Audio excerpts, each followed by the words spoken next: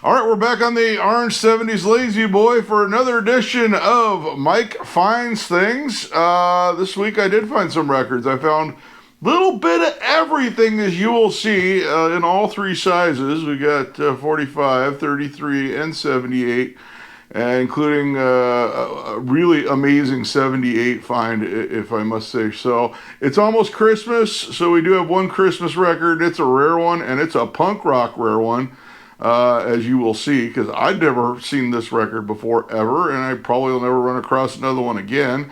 But so, like I said, a little bit of everything for everyone. We got a record that's 100 years old even in this pile. So everything from 100 years old going all the way up to the 1980s. So literally just a mixed bag of everything. These were all from estate sales this week. So that's kind of cool. The thrift store did not provide this week. I did make, I think, one or two trips to the local thrift that I like to go to, and there was nothing. There was nothing there. I think actually one of the estate sales I went to recently, I think they donated all the stuff that didn't sell because there's like a lot of stuff that I recognize from that sale there that no one would ever want. That's unfortunately clogging up the record bin there.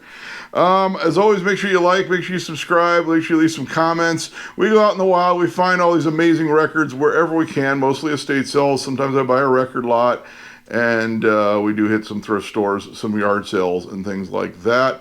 And we're going to get right into it. We're going to start with the 45s, go into the 78s, and then we're going to go to the 12-inch records after that, which I don't think any of them are LPs. I think they're all like 12-inch singles, actually, this time around, so not necessarily LPs. 1961, we got a R&B promo on Peacock.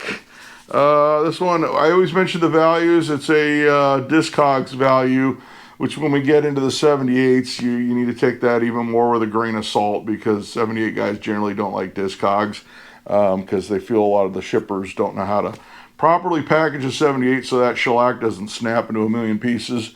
We're going to start Jackie Verdell. You ought to know him. It's an R&B female vocalist on Peacock. I always like to pick up just about anything on Peacock. This is a super clean promo. Of course, Peacock put out a lot of like R&B stuff. Bye Bye Blackbird is the B-side on that one. So that's kind of a cool find. This was a sale out in, actually, Friday I went to Santa Clarita. I went to two different sales, and I bought records at both sales. One of them I also got a really cool Bakelite radio with a clock. I've never seen one with a clock. So, unfortunately, I did need to get out of the house. I did have a passing in the family, so I needed to get out of the house, so it made for a nice morning to get my head out of that. So that was good. We're going to go to the next one. I took some chances. I completely didn't realize I knew this song, and it was a hit, and it's not worth a whole heck of a lot. It's a 1961 doo-wop record. Low of $1, mid of $3. Someone paid $20 for one of these. I always say high Discogs is usually, take it with a grain of salt as well. It's the Corsairs, Smoky Places on Tough Records. And this one actually has a multitude of label variations. If you know oldies, you know this one, or you know doo-wop. And Thinkin' is the B-side on that by the Corsairs. So we got that one. I don't remember ever running across that on Tough like that, but I grabbed it because it was a minor label, and sometimes I just take a chance. I was actually in a place where phone reception wasn't very good out there at this sale, so I literally took a chance. I should have bought some more records there, though. I don't know why I didn't grab some more of the ones that were interesting. 1956 doo-wop record, LA area. The record company is out of Hollywood. Low of 2, mid of 8, high of 40. This is, like I said, LA doo-wop group on Empire Records, not the movie. This is from 1956. I'm Sorry Now by the Youngsters. It's minor label doo-wopper from LA. So I said Empire Records was on El Centro in Hollywood. They even had a Hollywood phone number with the HO. So it's ho, ho, ho for Christmas. I'm Sorry Now. And then the other side is Dreamy Eyes. I always like to find cool, slightly more obscure doo-wop. Like I said, low of 2, mid of 8, high of 40 on Discogs. Doo-wop stuff is weird because probably a lot of doo-wop guys aren't on Discogs either, I would imagine. And I know doo-wop stuff used to go for like crazy money, like back in the 90s. A lot of that stuff, unfortunately, has dropped off value-wise. We got a 1962, a local label. Well, they went national with a lot of stuff, but that I always pick up. 1962 rock and roll record. Sort of like a campy teen pop is my notes on this one. Low of a buck, mid of 6, high of 26. On Delphi, we got Aladdin, Bobby Curtola. I found some really cool stuff on Delphi. Not just Richie Valens, but other cool stuff I found on Delphi over the years. And I don't want to go on without you as the B-side. They did have a promo copy of Cindy's Birthday that was autographed. They wanted like $20, and that's one of the Delphis I find the most is Cindy's Birthday, and I just was like, I'm not paying $20 for one, even if it is autographed. But yeah, they had a copy of that there. They had a bunch of Elvis picture sleeves they wanted a bunch of money for, and I was like, no, I'm not doing that. I already have a lot of Elvis picture sleeves. Thank you very much. This is another sale that was actually near my house. I wish I'd have got up a little earlier to go get it. I was number 7 on the list to get in the door, and I think like 2 or 3 of the guys ahead of me were record guys, and there was definitely some record guys after me that I knew. First guy got to the LPs. He started just going through the box, and he realized everything was good, so he just grabbed the whole box. And I think there's a bunch of punk rock and stuff in there. I just went to the 45s. Another guy went to the other box. There were 2 boxes of LPs. Went to the other box of LPs. My daughter was with me, so we were actually 6 and 7 on the list. So I started just going through the 45s, which was mostly 80s, pretty much all 80s stuff. I picked out a few. My daughter got some CDs, and I bought some radio station memorabilia from Mars FM, for those who remember Mars FM in LA, which was like a techno/alternative station in the 90s that I nearly interned at many years ago, back in high school. But yeah, I did get some good stuff. I got those. I probably should eventually I should do a radio station. I have a collect radio station memorabilia, especially local stuff. So I got a coffee mug from Mars, a Frisbee, and a bunch of bumper stickers, which I already had some bumper stickers from Mars. But I didn't know they had 3 different sizes of sticker, and I got all 3. So first one we got is a 45, not one I've ever come across on 45 before.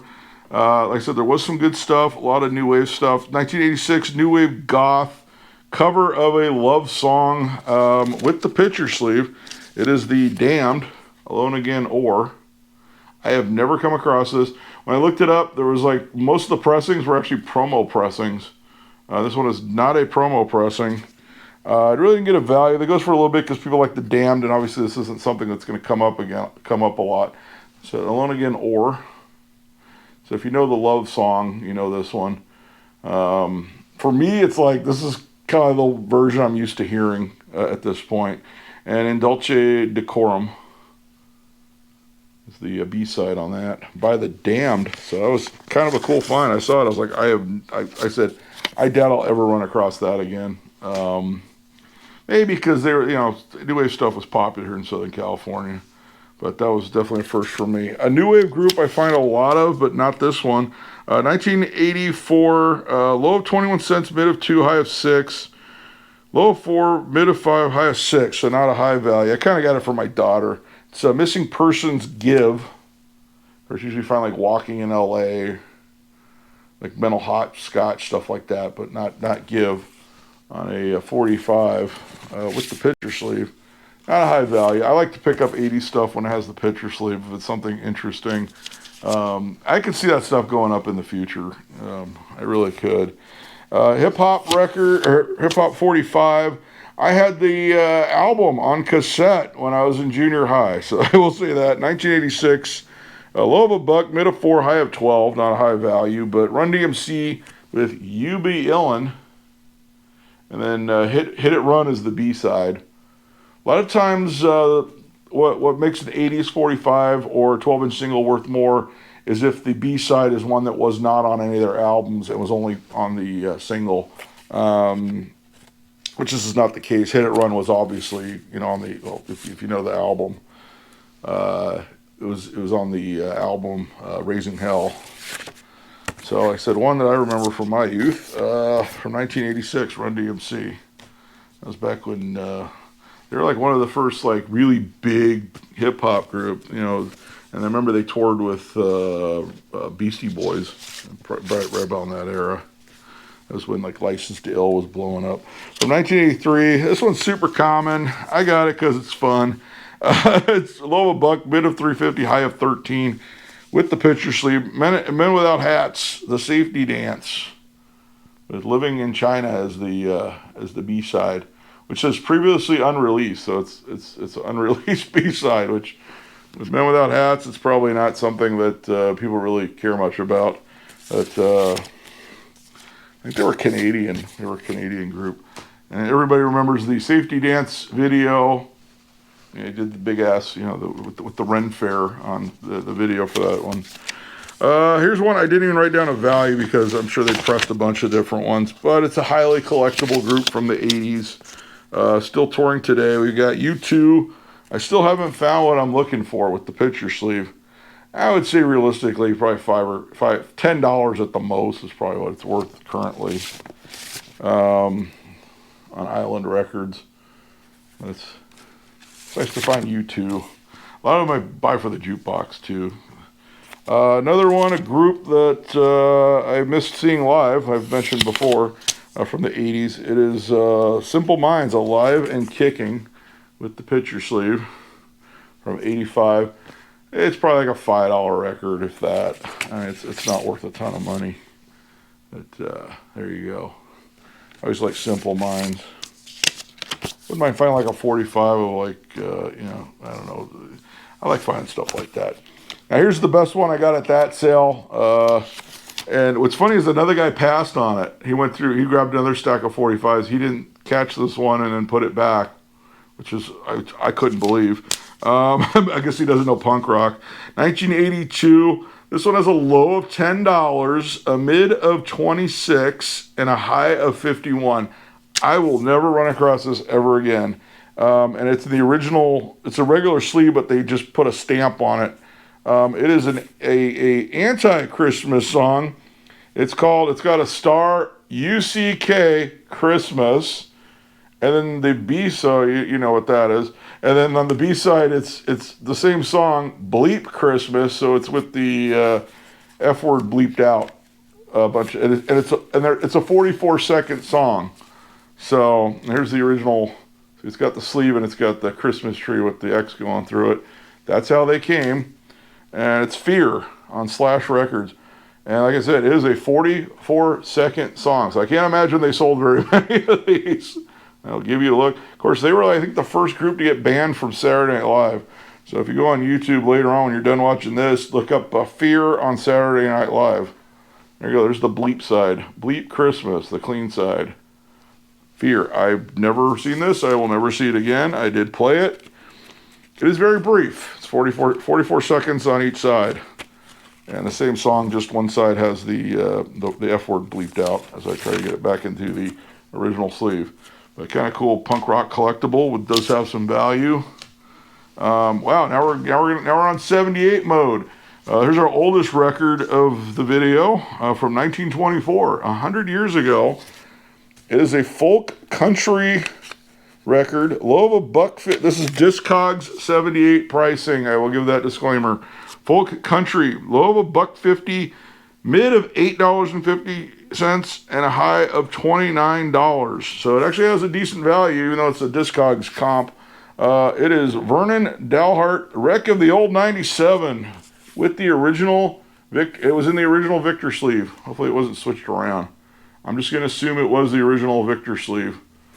So yes, this is acoustically recorded, so it is playable on a gramophone.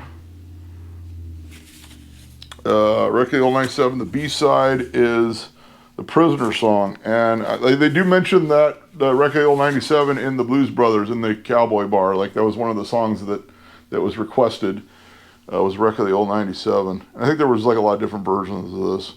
It's actually in really nice shape. I did play it.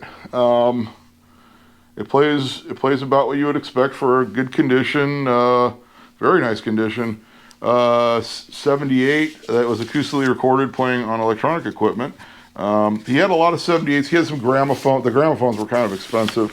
Like I said, at that sale, I bought that Bakelite radio. There was another Bakelite radio I should have grabbed, and I went back for it. Another guy grabbed it and got a killer deal on it. Says I do collect radios as well, although I've got too many of those. I think everybody has jukeboxes as radios. It's like a rule. Naturally, we also have records, obviously, as well. So yeah, there you go. We got that's our oldest 100-year-old record, and it's in really nice condition. It looks like it was just sold yesterday. Here's one from it was recorded in 1938, repressed in 43. In 1943, a low of 450, mid of 10, high of 25. It is a jazz record. I should have just made a deal for a lot more of these guys 78s, but a lot of it was just, there was a lot of big band and just normal stuff too. Fats Waller, Georgia Rockin' Chair. So even on Discogs it has a little bit of a value. It's in really nice shape. And Ain't Misbehavin', so it's on the Bluebird. Was of course, you can see the dog there with the gramophone, so it was one of RCA's labels, obviously. I believe Bluebird was the budget label. I can't remember. There were different levels of their labels. So, nice to find that. Here's one. It is not worth much. It's worth one sold comp, which isn't really worth going off of on Discogs. 1945 jazz record. The sold comp was $3, so one sold on Discogs for $3. I got it because of the artist. It is on Continental Records. Look Here, Cozy Cole's All Stars. Of course, you remember later on he had a hit with Topsy going into the rock and roll era. And the B-side is I Don't Stand a Ghost of a Chance with You. That's the B-side on that one. And they are labeled AB, which is kind of nice. And I always love these jazz records where they actually list all the performers on the record. That's kind of neat to find. I grabbed it because it was Cozy Cole, because I've heard Topsy over the years so much. Here's one. I don't think I couldn't really find much about this one, but you know their other record, 1948 jazz record on Tempo, Brother Bones, and it's not Sweet Georgia Brown. That's the one you always find is Sweet Georgia Brown, which of course was the theme for the Harlem Globetrotters. This one is he's doing a country song. I've got spurs that jingle, jangle, jingle, Brother Bones and his shadows. And I couldn't really, believe it or not, I couldn't find that much on this one online. I couldn't find any sold comps or anything like that. And the world is waiting for the sunrise. I bought it because, like I said, I saw Brother Bones. I go, oh, it's going to be Sweet Georgia Brown. And then I realized I've never come across one of Brother Bones that wasn't Sweet Georgia Brown. So there you go, a little bit something interesting. What's it worth? Who knows? This is my favorite find of the week, and you will see why. You will see why. A 1953 blues record. Discogs. There's one sold comp on Discogs at 30. There's a guy asking 40 on Discogs. And on another site, somebody's asking $59 for one of these that isn't Discogs. Other than how many other comps on that one. This one is minty, and it plays amazing. I played both sides. It is on Mercury Records. Ain't It a Shame, Lightnin' Hopkins. There you go. Look how clean that is. That is definitely my find of the week. That is definitely sticking with me. Crazy About My Baby is the B-side on that. Both sides play. I mean, this thing was looks like it's either never been played or hardly been played. And it was like I said, it sounds really crisp. So, very happy. I'm going to say that's the find of the week. That one's never leaving my collection, I will say that. Because I'll never find a better copy than that. That thing's beautiful. 44 jazz blues record. The only sold comp on Discogs I found was $9, so take that as a grain of salt. It's on Apollo, which I always like to pick up stuff on Apollo. Did a lot of R&B and jazz stuff in that era. It is Blues on My Weary Mind. Earl Hines with his sextet. You're looking, this one's in good shape. I really wish this guy had more blues and jazz stuff. I should have bought more. He had some other hillbilly stuff I should have grabbed. And I'll get by. I'm glad I got the record of that old 97, though. That was kind of cool. On Apollo. So I love picking up Apollo. You'll find gospel on Apollo, like black gospel. Like I said, it's always worth taking a chance on Apollo 78s when you find them in the wild, especially when they're not that expensive. All right, we're going to go to the 12 inches now. There's only a few, and I'm going to tell the story of this sale. Oh, Lord, this was bad. I get to this sale. I get there early. It's freezing cold out. I drove all the way to Long Beach, which is pretty good distance. There was a picture. You can see there was records in the picture. It wasn't listed in the actual listing. So that usually helps you out because a lot of people just search records. This other guy runs in there with blue tape, just starts taping the records. I'm buying them all. And I'm like, the guy didn't even look, which either means he was tipped off to what was in there. He's crazy and he just buys every damn record. Or C, he makes crafts out of them. And that's why he's just buying them all to make crafts and those stupid little bowls and stuff. I really don't know. This guy was a complete jerk. I got the one box that before he was able to tape it. And I got I think 4 records out of there. People like to go to these sales to look at records, man. Like I said, the other sale, that guy pulled the whole box, but he was first to that box and he realized everything in there was good, so he grabbed the whole box. This guy didn't even look at a single record. He just started taping them. Like, I'm taking them all without... So I said, so either he's tipped off to what was in there, or he's just crazy, or he's making crafts, which I've heard there's a guy in that area that will go in and just buy every single record, but I guess that was the guy, which is... I don't know. It just left a bad feeling, like kind of weird. So we're going to go into the 4 records I did buy. Then I let him take the rest of the box because I wasn't as interested in the other stuff. From 83, I think I should do a video one of these days on etiquette going to I think I did one before on going to estate sales, especially with records. So a lot of times when they first open, the record guys are first in line to go in and see what records there are. And it's really weird that he would go in there and just put tape on all of them, because as anybody who's been to these sales know, 99% of the records are worthless junk. They're easy listening and stuff like that. You got to kind of weed through them to find the good stuff. So I found some stuff. It's from the 80s. Nothing crazy. Some stuff that's interesting. So we'll start with this one. An artist that I did actually get to see live, and in fact, my dad worked with this artist on a movie. So my dad actually worked on the movie Purple Rain. So you know who the artist is now. It's Prince. And this is a promo copy, 12-inch single, Let's Pretend We're Married. And I looked it up. There's actually one pressing that said most of this one pressing had this. I think it didn't actually have the promo on the label. I think it's a white label, but it's not marked promo. And Irresistible Bitch is the B-side, which is the most Prince-sounding song title ever. So plays at 45 RPM, and it is Prince. So this one sells for... I actually found the value for this one because it has. I said most of this one pressing had that stamp, the promotional use only. Low of $1, mid of 10, high of 26. Has a little bit of value. Obviously, Prince is very collectible. Prince has a massive fan base, so it just probably explains the value. Here's another artist that has a massive fan base as well, and you know the artist. You remember the song. I guarantee you know this song. If you don't know this song, I can't help you. 1985, low of $1.50, mid of 5, high of 19. It is a 12-inch single with remixes of Bruce Springsteen, Born in the USA. So there's a dub version, there's the Freedom Mix, the dub version, and the radio version of Born in the USA. There you go. This one was not a promo. I'm not gonna try to pull it out. It was not a promo. But Bruce Springsteen, Born in the USA, 12-inch single. I have never come across that. So we got a couple more singles in the 12-inch variety, including the last one. Well, actually, the next 2 artists, I've seen both of these artists live. 1984. In fact, yeah, I've seen both of them live.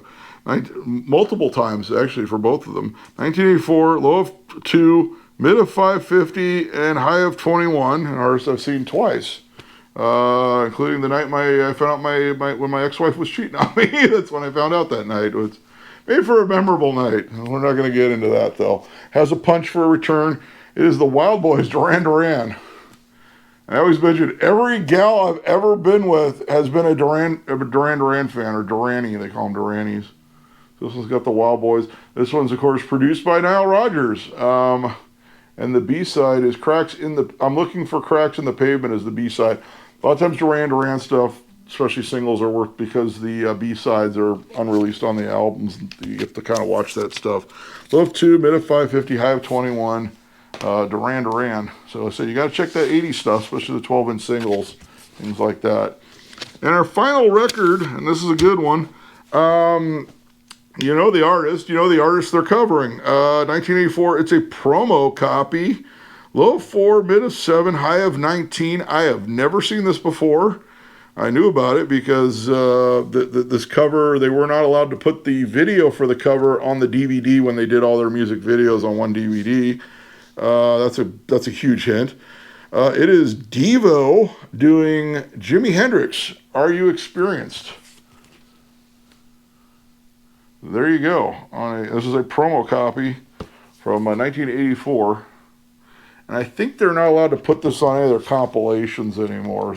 It's something like that. I'd have to research it further.